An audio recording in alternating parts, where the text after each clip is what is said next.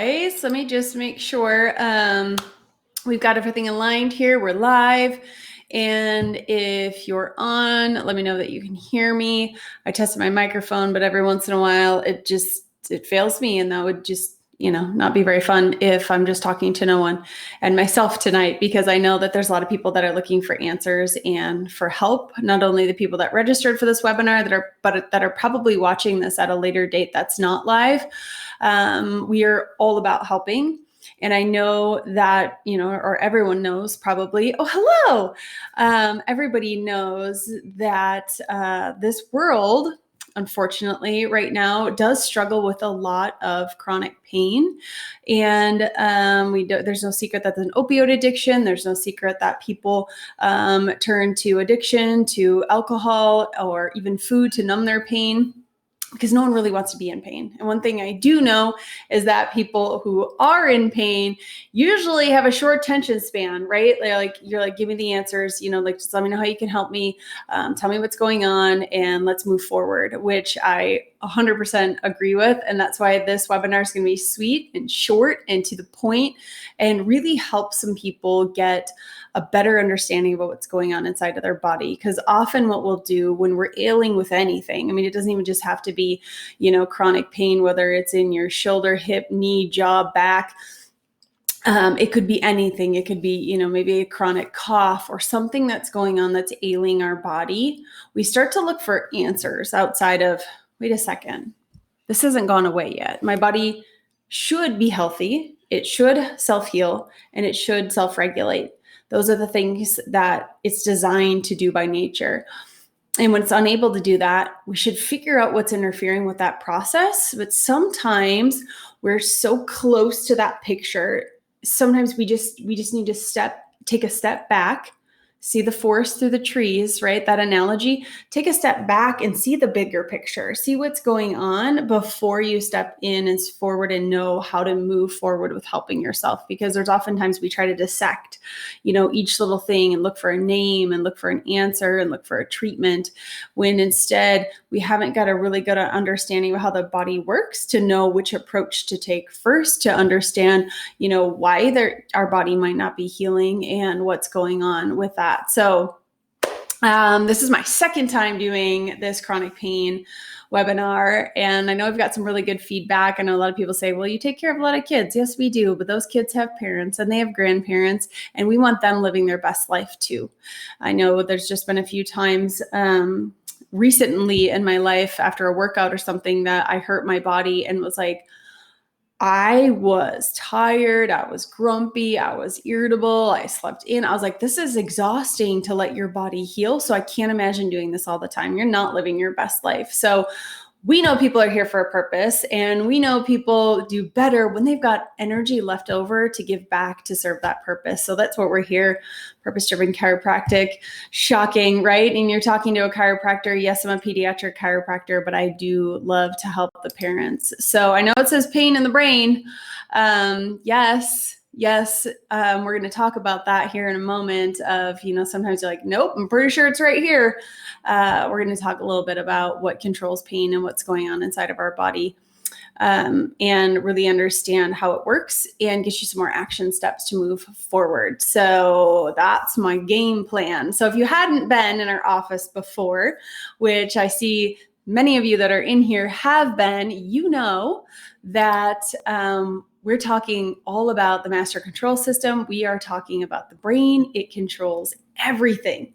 So when you're taking the big step back to look at the bigger picture before we hone in a little bit closer into what's going on in our lives, we take a look at the brain, and we know that the brain is in constant surveillance of what's going on in its environment. It's constantly communicating at the rate of 300 trillion bits of information every second. We're consciously aware of 50 of those, and I know you're consciously aware of pain. But your brain has an overwhelming job to do, and it is extremely intelligent. It is always seeking balance and homeostasis. It doesn't try to make mistakes. It tries to do the best it can with what it's been given.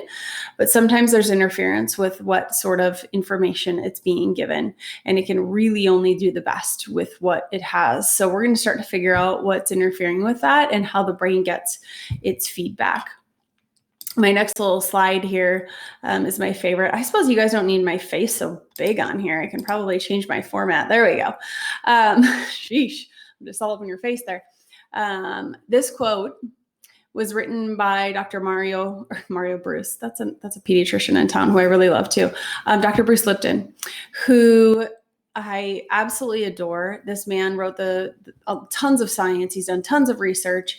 And one of the things that he's been highly awarded for is his stem cell research, but also his study in genetics and epigenetics, where we often want to blame genes for problems of like, oh yeah, man, my mom had a bad shoulder and I got a bad shoulder, bad hip, it comes with the family, those bad hips. He figured out that it's environmental factors that are turning on those genes, and we're often dealt a hand, and how we play the cards is really what matters. We don't have to turn on those genes, and they can be turned off as well, which is pretty encouraging. His research is pretty amazing, but I love this quote that he says, the function of your nervous system is to perceive its environment. We're talking external environment. We are talking internal environment. It's constantly on surveillance and coordinating the behavior of all other cells. And yes, sometimes that's pain. Sometimes that's saying, stop moving. I hurt. Don't cause any more damage. And it's really a warning sign when we have it all the time, once again, and we haven't healed from it. And we know our bodies are designed to heal. We've got to figure out what's going on. And really stress gets in the way. I didn't mean to pull this slide up quite yet, but stress is what gets in our way. And stress comes in 3 forms: physical, chemical, and emotional. And all of those are going to play into our life. We're going to look at that here just even closer in a little bit. And there's some people who are like, man, I had a really big physical trauma. My shoulder was ripped out, or I had an injury, an auto accident, something terrible had happened. And there's a real physical limitation there. There's tissue torn, there's bones broken, there was joints, that needed to be sewn back together. And we think that area always has to be compromised. Yes, there's physical limitations of matter, but also there is really, really good and amazing hope and healing when we put our bodies in the right environment to do so. And we're going to talk more about that here in just a little bit, because we're going to talk more on perception for a moment to break this down even further, to help you understand just how your brain gets that information. Because we are all, I know, very, very well aware of our 5 senses. Often when we're stressed and we are in pain, these senses seem to be heightened as well. And we're going to talk about that in a little bit and what that looks like. But 2 of our senses that we often aren't looking into and we don't really know about are our enteric sense. So how do you feel inside? How did something make you feel emotionally? How did, a food that you ate make you feel? What's going on inside of your body and how connected are you to that?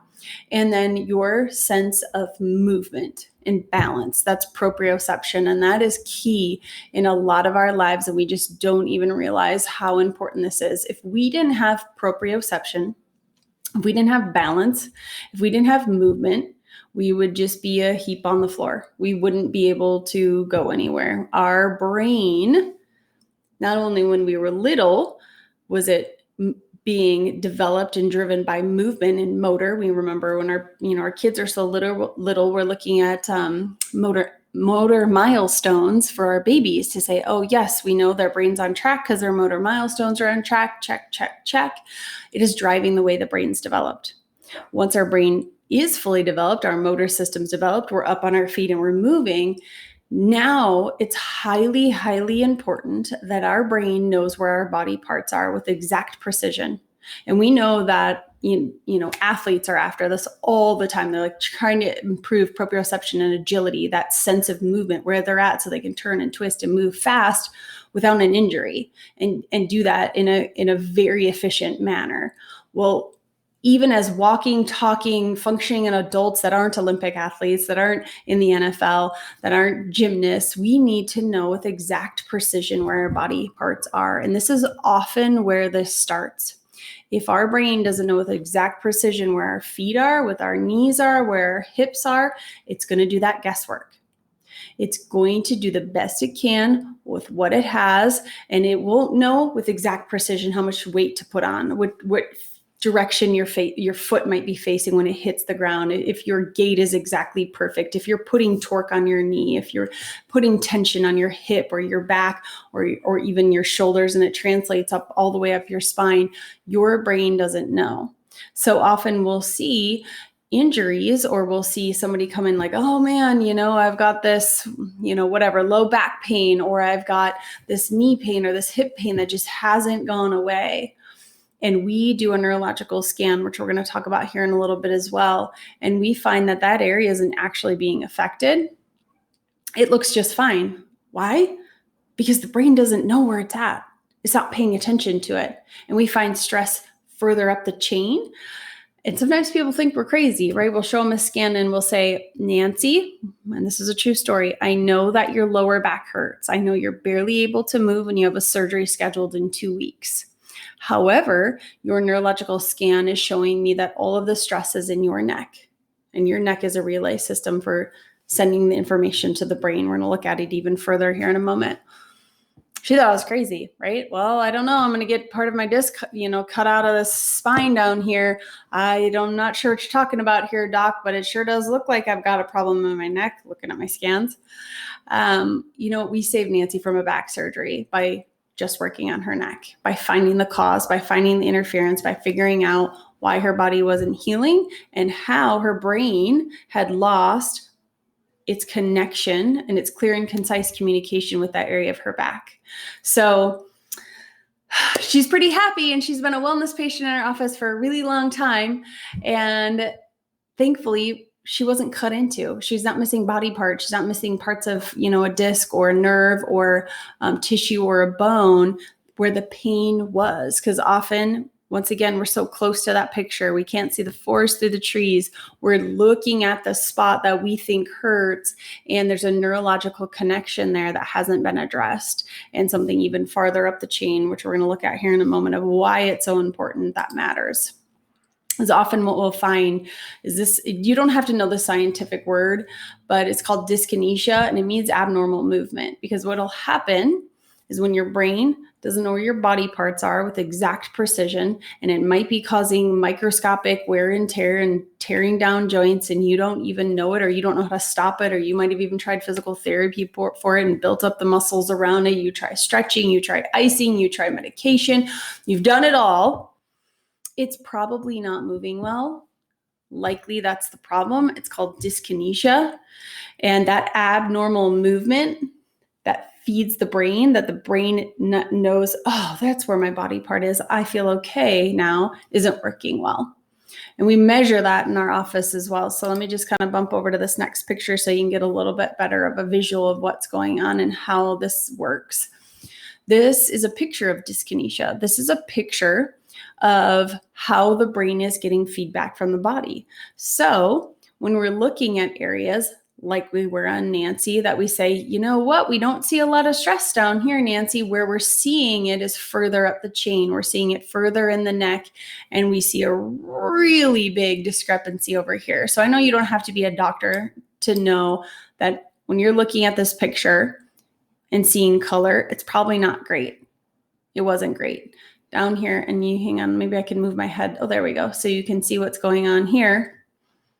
There wasn't a lot of problems in her lower back.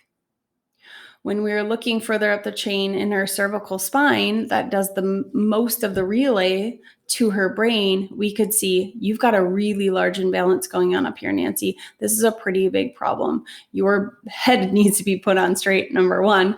But number two, your head doesn't know where this area is, and this is what's causing your problems. There's a neurological connection here and a fuse that isn't working well.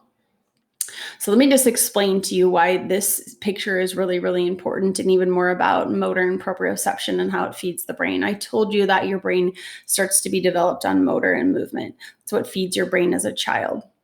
Now, when you're an adult, once again, your brain needs to know where your body parts are.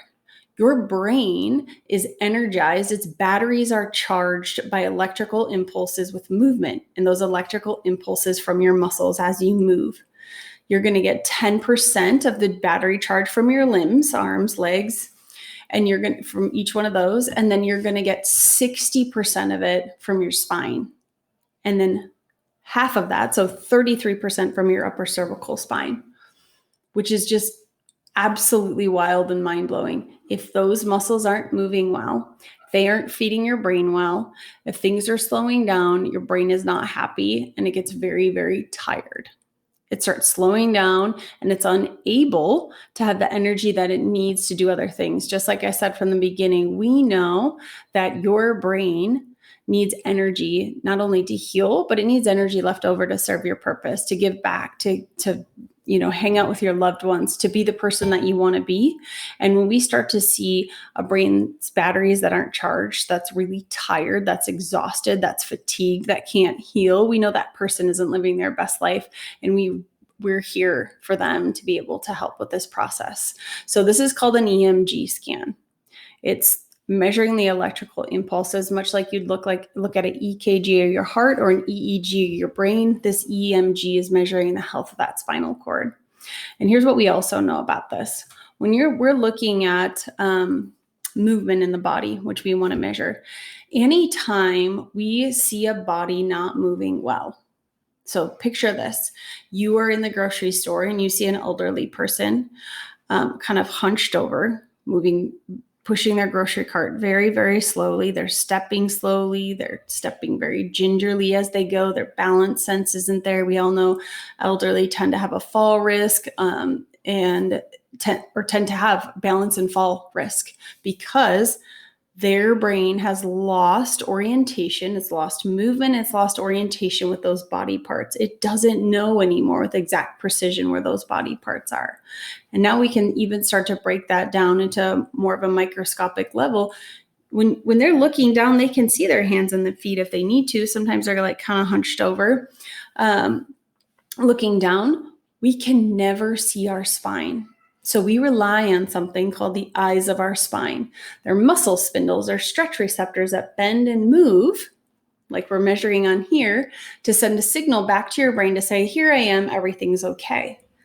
But if we start to see some damage that was happening in the spine, whether it was once again physical, chemical, or emotional, we start to lose that orientation with where we're at. Whether it is your eyes, ears, nose, throat, jaw, neck, shoulders, I'm going all the way down to the toes, it matters. And when those things aren't moving well and your brain doesn't know what's going on, it's extremely frustrated and it starts sending what we call nociception or noise into your brain that continues that fight or flight response. So let me just give you another little picture here that helps people get a visual, of what's going on. When we're looking at that relay system back to the brain, we're talking about the health of that spinal cord. We're measuring it through motor muscle movement. We know now every one of those nerve roots coming from the brain and the spinal cord have 3 divisions. So if we were to slice that nerve and look down the end of it, I've got a picture of it right here. It's got 3 divisions. It's got that motor movement division. It's got sensory, which what we're talking about in pain. And it's also got autonomic. Now, your autonomic nervous system, I know is not what you came here to talk about, but your autonomic nervous system is tied into this little bundle and it matters. That's your autonomic nervous system's everything that's on autopilot. It's what does your healing, your immune system, your heartbeat, your lungs, your stomach, your digestion. It is in charge of everything. And it is bundled in that little package. So when we start to see stress in one area, and whether it's the movement area or in the pain area, we know your autonomic nervous system is going to start to be interfered with. Your autonomic nervous system is part of that healing process. It runs the healing show. It runs the inflammation. It runs that joint repair. It runs the cell repair. It is so, so important. So often when we're just addressing something like the pain, and don't get me wrong, tips and tools and taking care of your body is fantastic. It is fantastic. We need to do that. Self-care is so important. But if all we're doing is addressing the sensory nerve division, I'm soaking, I'm taking Epsom salt baths, I'm putting paint, lotions, potions, oils, on this area that hurts. I'm stretching it. I went to a physical therapist. I did everything I knew how to do. I'm trying to rehab this area. And we're just talking about the motor and the sensory division, and we're leaving out the autonomic that's going to help that area heal. So if there's a problem in one area, just like we saw in the last picture, there's going to be a problem with all three. And often, unfortunately, kind of depending on where this problem lies, we're going to start to see an issue in organs and glands that have the same control of that area. So if I'm talking low back, Nancy had a problem with her bowels. Nancy had a problem with urgency and frequency with her urination. Nancy had a problem with her ovaries and her uterus and premenopausal issues. There's organs and glands in that area. Often if we have somebody have an issue in their neck, we're looking at people that have a hard time draining their sinuses. They have maybe itchy, watery eyes. They might have more allergies. They might have more sinus infections. They might have a chronic, ringing or tinnitus in their ears. There's a lot of autonomic organs and glands in those areas that correlate with the rest of this motor and sensory division. And there might be somebody on right now like, oh my gosh, I didn't even tie I didn't tie that together. I didn't know my low back pain had anything to do with my bowels and my, my ovaries or my uterus or, any other body part down there. I had no idea. But what happens when our body is under stress and it's unable to heal, it's being interfered with, we start to see our fight or flight response go up. So if you haven't heard of this before, our fight or flight response is something that should be very short-lived. When our body's under stress, it should trigger several things. Our heart rate's going to go up. Our blood pressure is going to go up. Our body's going to flush. We can often feel the flushiness in our face. Our blood's going to shunt from these internal organs out to our limbs to fight or flee. It's going to go to that motor system, right? It's going to fill up those muscles for fight or flight. It's going to turn up all of those senses. The eyes, pupils dilate, your hearing is sensitive, you're agitated, typically you tactile, some people are like, don't touch me, or some people are like, oh my goodness, I just need you to kind of like squeeze me and calm me down. The tactile is off. And then we're going to see our digestion turn down, our immune system turn down, except for the inflammatory response. Because typically when you're under fight or flight, you're ready for a battle. You're probably going to get hurt. Your body's white blood cells need to address whatever wound is going to be there. And inflammation goes up. And that's often what we see. We're like, oh my gosh, this is so inflamed all the time. Like I can't get the inflammation down. My back's always swollen. My neck's always swollen. My shoulder, whatever it is so inflamed. It's not moving well. It hurts. It's tight. It's irritating me. Now we're perpetuating that fight or flight response. And what we're not doing is healing. And healing occurs while we're sleeping, which is why sleep's really important. Sleep is where we learn. Sleep is where we repair. Sleep is where we heal. Sleep has to happen. That's the reverse of your fight or flight, and that's parasympathetic, and you really can't be in both at the same time. So when I'm looking at this picture here, it's showing you just the difference between fight or flight, resting and digesting, and how much further you get shoved into fight or flight, how much of a decrease in parasympathetic activity there is. And what I want you to look at in this picture, I hope this is not bouncing around for you guys like it is for me, but every time I'm trying to move this, let me see, there we go. When you're looking over here at the sympathetic and the parasympathetic nervous system, you can see just how different they are and how opposite they react. And when we're in constant fight or flight and we're in constant stress, our parasympathetic nervous system isn't turned on. It's not healing us well. Our autonomic nervous system activity starts going down because we're not healing and repairing from the stress of the day. We aren't able to address extra things, let alone, a back that's hurting, a digestive system that's out of whack, maybe a hormonal cycle that's out of whack. It can't pay attention to everything, and we start losing what we call a battery charge, or our autonomic nervous system starts going down in efficiency. And we can see it in our scans as well. So if you've been in our office, you know what this picture is about. This is a picture of just how far into fight or flight our bodies are. Are we shifted off to the left? This graph that we're looking at right here has this person graphed on the left. You can see a little white dot. They're grafted off to the left, stuck into fight or flight. They're thankfully not stuck into the parasympathetic, which is healing and repairing while you're awake. That's no fun either. That's a very exhausted state to be on. But on the left, you can also see that there's an autonomic nervous system activity index. Where we really want people is in that green box, where people often come in is down here in this orange zone where we've already lost our battery charge and our capability to heal really quickly. And it's going to take a lot of time, which we know. And we all really know this. If we've got a chronic injury, we're like, okay, we know this is going to take time to heal. We know our body can do what it's designed to do. We know it's designed to be healthy, self-heal, self-regulate, find balance, be in homeostasis. But the longer it's been out of balance, the longer it's going to take to get back into balance and to be able to heal. We really want you to have, once again, energy left over once you've healed to give back to others. That's the most important, I feel like. But we also want your body to be in a state of feeling balanced between fight or flight and parasympathetic when you're taking this test. It should be nice and at rest here. So when you're stuck in fight or flight, your body's still unable to heal. And if you feed that cycle, so this is often what we're talking about with our patients, we're feeding that cycle.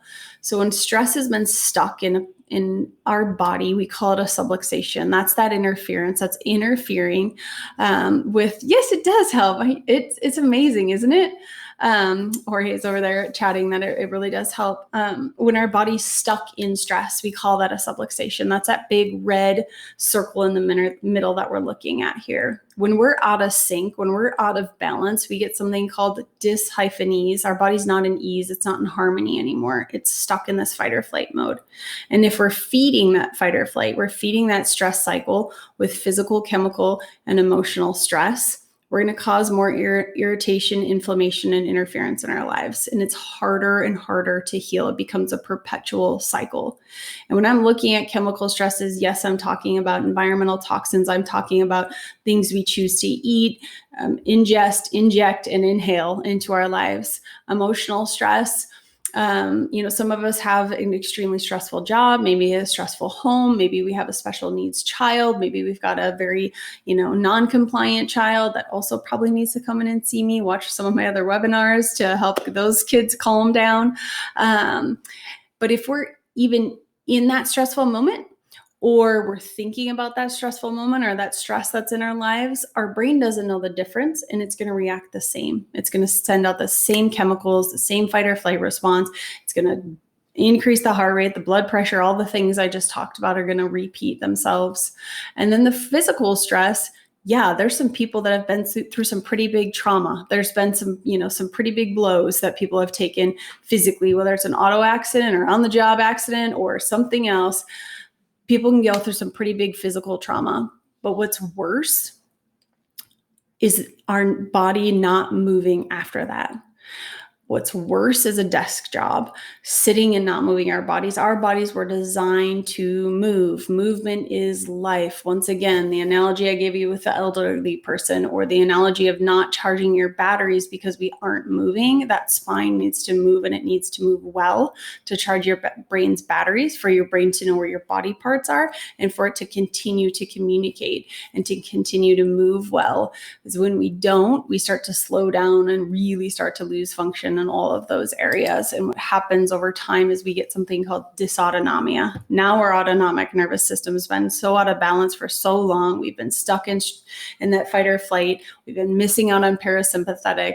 Our brain isn't getting the energy charge that it needs. And the three systems outside of the brain that need energy, they need our blood supply, they need our nutrient supply, is our digestive system, our immune system, and our endocrine system. And endocrine is hormones. We'll often see those three things typically in that order, not always, but start to have some issues and start to slow down a bit. And dysautonomia just really means there's a dysfunction in your autonomic nervous system.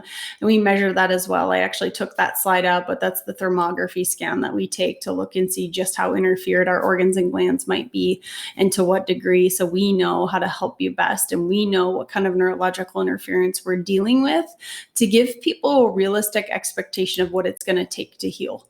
Because often we just want, like a quick fix or just a really quick, just help me out, quick cortisone shot into the shoulder, when we haven't addressed the cause, when we haven't looked at this is what's causing it, that when the bigger picture needs to be addressed, when our nervous system isn't neurologically connected, when it's feeling stressed out. And here's the really cool part. And I didn't really give you this analogy in the beginning, but when your body's under stress, we call that flipping your lid. So when that sympathetic nervous system is running the show, when we're in fight or flight, and how far your lid flips off is kind of, dependent on the person. But when we flipped our lid, instead of having our lid on, which is called our prefrontal cortex, that does all of our logical, rational, organized, creative thought, where that purpose lives, that's not in control anymore. Instead, when you flipped your lid, your hindbrain is in control. Your amygdala, that's impulsive and reactive, that's what's running the show. And it's hard. We all know it's hard to even listen when we're here. It's hard to have a conversation with somebody who's here, who's in fight or flight. But what we found is that our adjustments, chiropractic adjustments, especially when they're neurologically based, when you are delivering a chiropractic adjustment, the research showed the only change that's made is in the brain, in the prefrontal cortex, where our lid is, where our parasympathetic nervous system lies, where our creative, rational brain lies, and where we need to be and live the majority of our lives. Yes, we need to flip our lid at times and handle stress when it comes our way. But the most important thing that we can do is adapt to it and have our lid go right back on, and not live with a real loose lid on and off, on and off, because that's when we can't heal. And that's when we do have heightened senses. That's when we're constantly under stress and pain and interfering with our body's ability to heal, to self-regulate, to be healthy.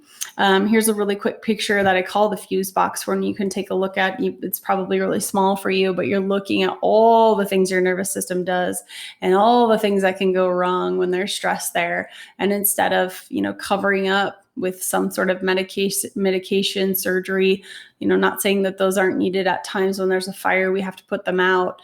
Then we got to go back and talk to the inspector and see, is there a fuse blown? Is our nervous system stressed out? Are we stuck in fight or flight? Is the nerve supply been blown? And we're over here trying to change a light bulb when the fuse needs to be addressed. So I feel like understanding that brain and understanding how it gets feedback, understanding the fight or flight response, understanding balance and proprioception and how your brain gets fed and fueled really gives us a better understanding of how to take care of our bodies instead of trying to cover it up, instead of hoping it goes away, to take a look at deeper and see, all right, what's going on? What do I need to do? How can my body start to heal so that the other tools I've been giving it, like stretching, like putting on oils, like, soaking in a bath, like going for a walk, like stretching and seeing a physical therapist or massage therapist or an acupuncturist or anything else, that nervous system sound, so that everything does work better. So your brain and body can receive those kind of treatments better, because chiropractic care isn't a treatment for anything. It's a way for your body to heal and live in a better state, and your nervous system to be calm and organized so that you can be calm and organized. So yes, our bodies are self-healing and self-regulating. Chiropractic exists to help improve the human experience. So I know many of you guys are patients on here.